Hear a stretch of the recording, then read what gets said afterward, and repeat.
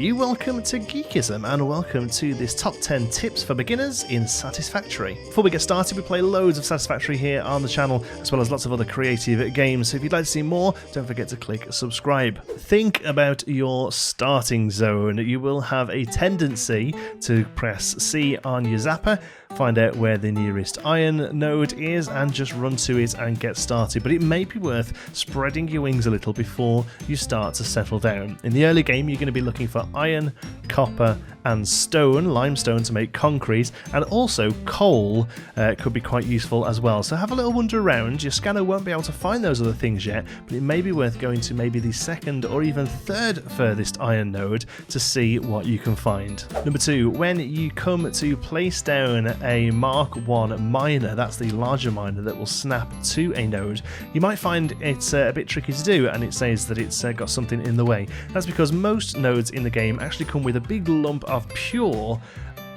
resource on top of them that you have to completely mine away before you can put an automatic miner on top of them. So if you're struggling, have a look. There might be a big stone on top. Just go at it with your bare hands until it disappears. Then you'll be able to place a automatic miner on top. Tip number 3 is to make use of your to-do lists. Really useful feature in the game this. When you want to build a few of the larger items, you can click the small plus icon in the corner of them there, and that will add them to a list on your right to show what you need. This is really useful when you're running back and forth from your storage or you're going out to craft certain things. You can see at a glance what you need to build what you're working on. Tip number 4 is to use portable miners and to use them a lot in the early game. I know we've already mentioned the Mark 1 miners, but before you get there you're going to be able to create portable miners in your crafting station. These are really quite simple to use and they are really fantastic step up from mining with your bare hands.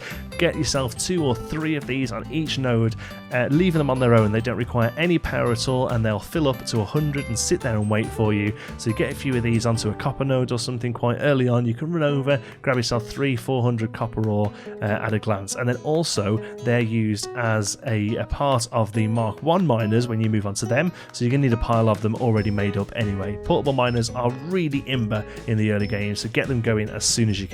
Tip number 5, when building your structures, control will snap them to a grid of sorts. You'll see that you get a green line underneath them and that will be lined up to the center of another piece of equipment nearby. So with a little bit of fiddling you can make everything nice and neat, really useful for making sure that you've got good conveyor belt systems in place.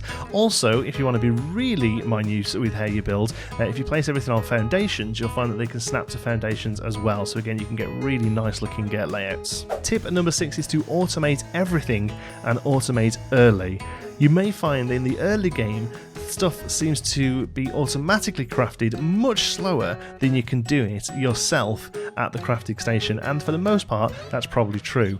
But what you've got to think about is if you can have something completely automating iron rods, you can have another one automating wire, you can have another one automating the screws or something. That's 3 processes happening at the same time, whereas you at your crafting station are only going to be able to make one thing. The idea is that once you've got everything automated, you can leave it all running while you go off and explore and find yourself a lizard doggo. Tip number 7 is to focus your research towards the chainsaw and automating biomass production as quick as you can. Your chainsaw you'll find in your hub as a tier 3, I think, and it requires quite a few materials, especially the reinforced iron plate, but it's well worth getting hold of while you're still using biomass as a fuel because it makes collecting it all a lot quicker. And also don't forget to automate your biomass process. I've got a separate video showing you how to do that. I'll put a link up in the corner. You will quite soon after that get the ability to make coal, but even still biomass you're going to be picking it up as you go around. Certain things use it,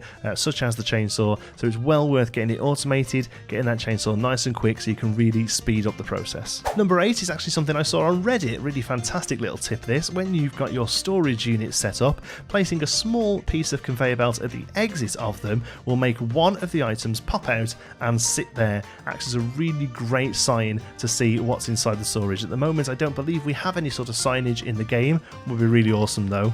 Coffee Stain, if you're watching, to get some sort of signage that we can place above storage units or whatever else. But until then, here's a really handy way to be able to see what's inside those storage units. Tip number 9, once you've got all your stuff automated, don't just sit there and watch it happen, go and explore. You can find hard drives around the planet that are usually inside containers that require some sort of prerequisite. You might have to deliver electricity to them, or you might have to deliver certain items to them. But when they pop open, you'll get a hard drive that you can go and stick into your hub for some research. These often give you alternative crafting methods, which can be really, really useful. And number 10 is to just have fun and play the game how you like.